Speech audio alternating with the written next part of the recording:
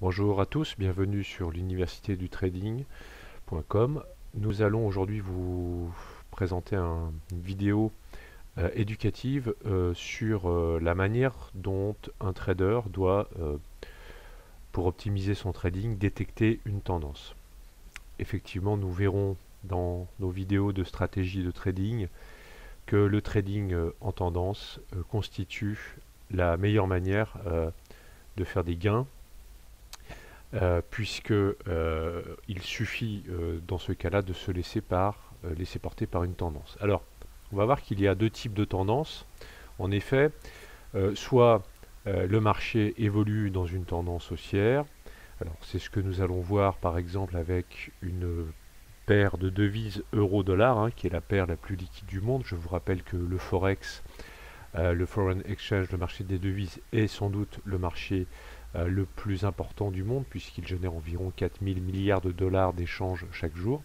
Donc je vais partir d'un graphique sur une unité de temps assez importante, une unité de temps en journalier, ce qui signifie que chaque chandelier ici correspond à une journée de cotation. Chandelier rouge, une journée de cotation baissière, chandelier bleu, une journée de cotation haussière.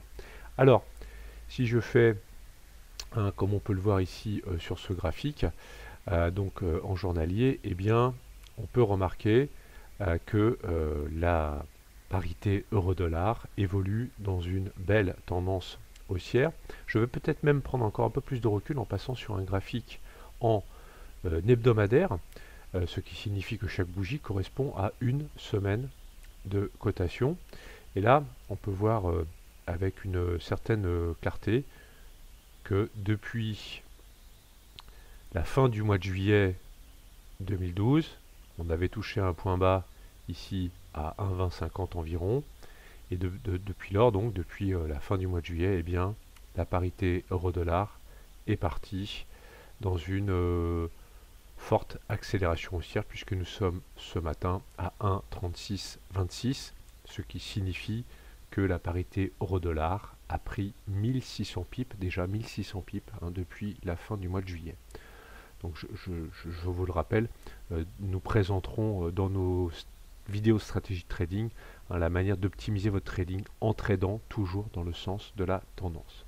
Alors, si on revient sur du sur du weekly ou sur du daily, pardon, qu'est-ce qu'on va faire? Nous allons tracer ce que l'on appelle un support oblique.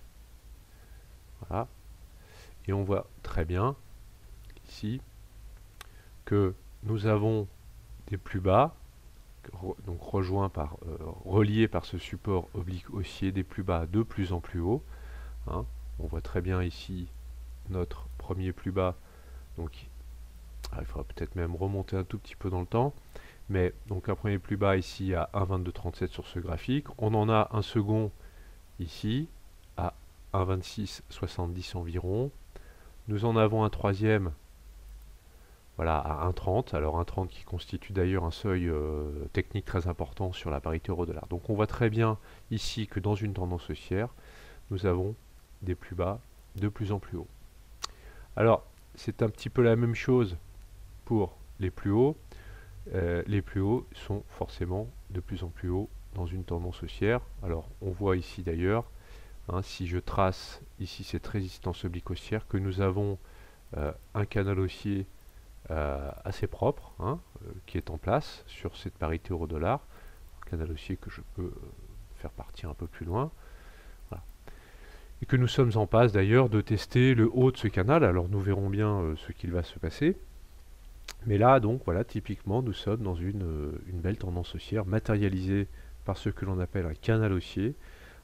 Canal haussier, c'est à la fois, je le répète, un support oblique qui relie des plus bas de plus en plus haut et une résistance oblique haussière qui relie, alors là, c'est pas tout à fait net, mais qui relie des plus hauts de plus en plus haut.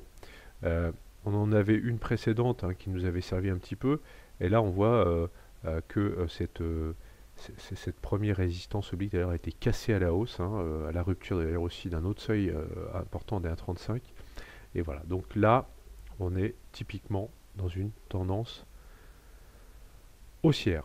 Alors, les marchés peuvent également évoluer dans une tendance inverse, c'est-à-dire une tendance baissière. Eh bien, on va appliquer exactement les mêmes principes. Donc, je vais prendre une paire généralement inversement corrélée avec la parité euro-dollar, c'est la paire USD face au franc suisse, dollar américain face au franc suisse. Et bien là, de la même manière, si je prends un graphique en weekly, je vais pouvoir matérialiser, on le voit ici, donc cette tendance baissière par une résistance oblique baissière qui va relier des points hauts de plus en plus bas.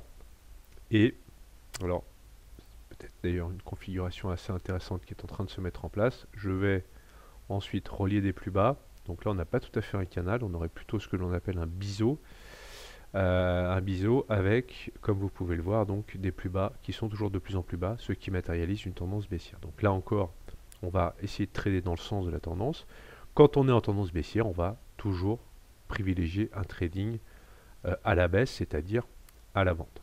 Là, c'est d'autant plus intéressant, si je reviens sur une unité de temps un peu plus courte, que sur cette parité, eh bien, je vous présenterai ça dans une prochaine vidéo. Nous sommes vraiment au bord du gouffre, hein, sur un support très important à 0,90, 80, 83. Voilà, donc, je récapitule. Une tendance haussière, hein, selon les principes de Dow, eh bien, ce sont des plus bas de plus en plus haut et des plus hauts de plus en plus haut, qu'on matérialise par des supports obliques et par des résistances obliques haussières. Et une tendance baissière, ce sont des plus bas de plus en plus bas et des plus hauts de plus en plus bas. Voilà. Je vous souhaite une très bonne journée. Je vous dis à très bientôt donc sur universitédutrading.com. Hein, il y a plein de vidéos pour vous aider à débuter en bourse et surtout pour vous aider à optimiser votre trading. Merci beaucoup, au revoir.